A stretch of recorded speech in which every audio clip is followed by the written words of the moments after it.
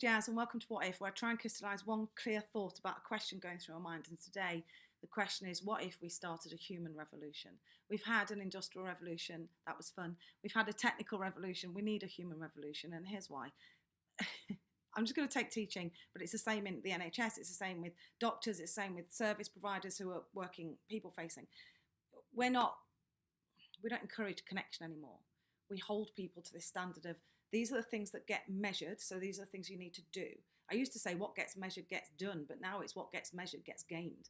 These are the results we need to get. So you need to find a way of getting the learners to this. The administration calling the shots are supposed to serve us, and it's turned the other way around. So we do our job, we measure them. We have teachers who come into teaching to make a difference, and then you force them between choosing to doing what's best for the child and doing what the administration needs so that you don't get stress. And these people have got 3 kids and a mortgage themselves at home. So that pressure to do that is enormous. I was in a meeting recently and somebody said, you know, why are these 8 kids not performing? And she said, look, the teacher went bonkers and went, do you know what? This boy, he's never here. When he is here, he hasn't got his uniform on. He lives with his dad. His mum's buggered off somewhere. He's with his granddad now. His granddad's an alcoholic. He does the washing himself. When he does turn up, he's hungry because there's no food at home. He can't read. He's got no friends. He gets bullied when he is here and started being violent and bunking off. You know, he needs so much more than what I can give him. So I'm working on all of that too. When he does show up, I give him a blazer, blah, blah. And the leader of the department, an amazing human, said, oh, you mentioned that he's struggling with reading. Can we get him in a remedial group? And I said, did you hear anything about what she just said? Did you hear that? I mean, reading is not a priority right now. It's not the first thing we need. It's not how you engage someone. It's literally how you enrage someone. It's not how you engage someone. There are needs that need to be met. There's a validation that needs to be met. You need to entice and enroll and engage before you enhance the relationship to let's get you up in reading. And I was met with a complete blank look.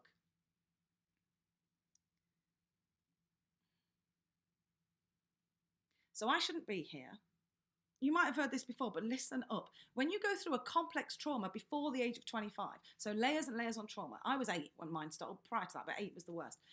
When mine started, prior to that, when you go through a complex trauma, you don't come out and be a catalyst for change, okay? You get the 3 Ps, psych ward, prison, prostitution. That's where you go. You don't overcome it and become this amazing speaker and encouraging others. That doesn't happen. Okay, and people say to me all the time, you know, why? How has it happened? How come you're like this? And yeah, that's $1 million question, isn't it? And you can say, oh, because you had a bit of time with your granddad first, that was it, or because you were strong. Well, I was 8 years old when I was raped. That being strong plays no part in that. For the next 4 years, I went through this living hell of every day going into school and just feeling like people didn't care and they knew what was happening and they were okay with it because I am worthless. I formed my self-belief and what I deserved and was capable of during that time and then onwards from there. It's not about being strong. You might say it's because I had input, because I made good decisions, and all this is true, but you know why?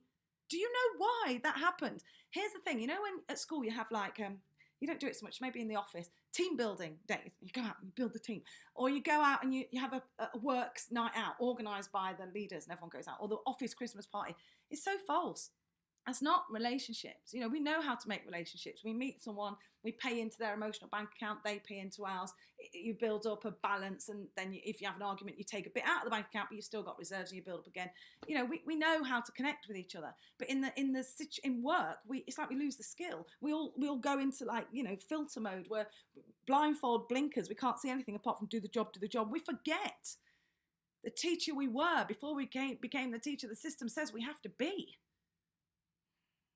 And the reason why I am not taking part in any of the 3 Ps, prison, prostitution, psych ward, is because 5, that's all it took, 5 adults knew that what I needed more than the secret of how to do the bus stop method for long division was to feel in a relationship, to feel validated, to be acknowledged. So they every day, consistently, there was a consistent relationship, a 2% consistent relationship. They knew why they were there. They knew what they were going to do.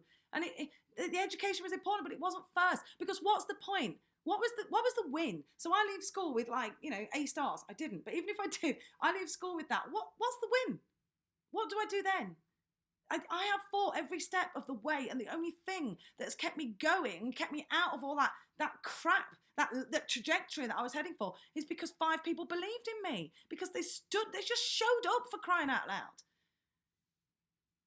Listen, I know it's hard. I get it. I get that it's hard. I get that there's only you.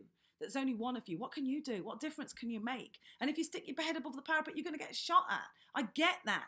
And I am compelled to ask you, even though I'm British and I want to hold up a sign that says, what do we want? Reasonable discourse. When do we want it? Well, now, if that's okay with you, but I'll fit in with your agenda. I get it. And still, I am compelled to ask you to join the human revolution. Join me in this revolution, because I'm designed for that. I'm designed. If 5 people stand up and if 5 teachers do what they did for me, I literally have no option. I am compelled to ask you to do the same for others and for you. You know, at the minute the government is saying, oh, you know, mental health in schools is really bad. We need to get the teachers trained to deal with 12-year-olds who are self-harming. Yeah, we do need to sort that out. But guess what? The teachers are in the same bloody boat. The teachers are under massive emotional pressure, and they're not allowed to express it. They're not even allowed to self-harm themselves, because, we're better than that. We take growth mindset. Here's my thing about resilience, because we teach the knowledge that we can test. We teach literacy and reasoning and maths, and we teach that, and then we can get them to good at it, processing it, and then we test them on processing it, and then we go, we've done our job, it's a success, they've got the grades. But actually, the G intelligence, there's something called G intelligence, which is like general intelligence, but it's things like creativity, resilience, perseverance, emotional literacy. For me, essential skills, the reason I'm still alive. And those skills, they're not measured, so they're not taught. You can't game the system to do it. And I ask questions. That's my issue, to ask questions. You know, what if we were judged? What if we were measured? What if our schools were measured on the thank you letters we got from parents? What if we were measured on the kids that say to us, because of you, I did this? What would you do differently if that's how you were measured? Even smaller than that, you know, if you're a primary teacher, if SATs were pulled, if grammar, if the SPAG test didn't exist, how would you teach grammar? How would you teach literacy? What would you do that's different? And then my question is, why aren't you doing that?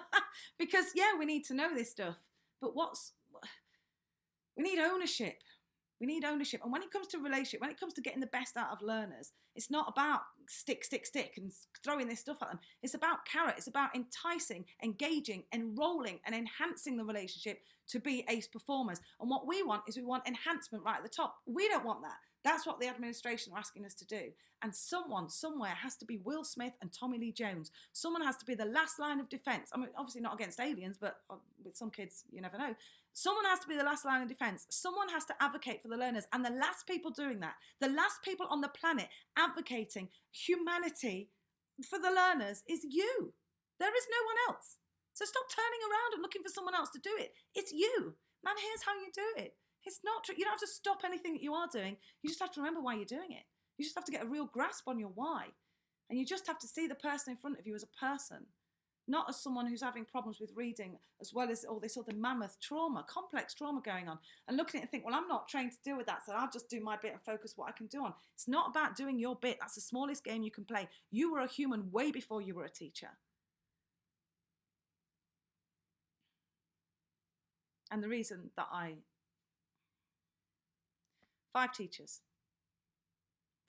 who knew they were human first. 5 teachers who were the initial founding members of the human revolution. So join me.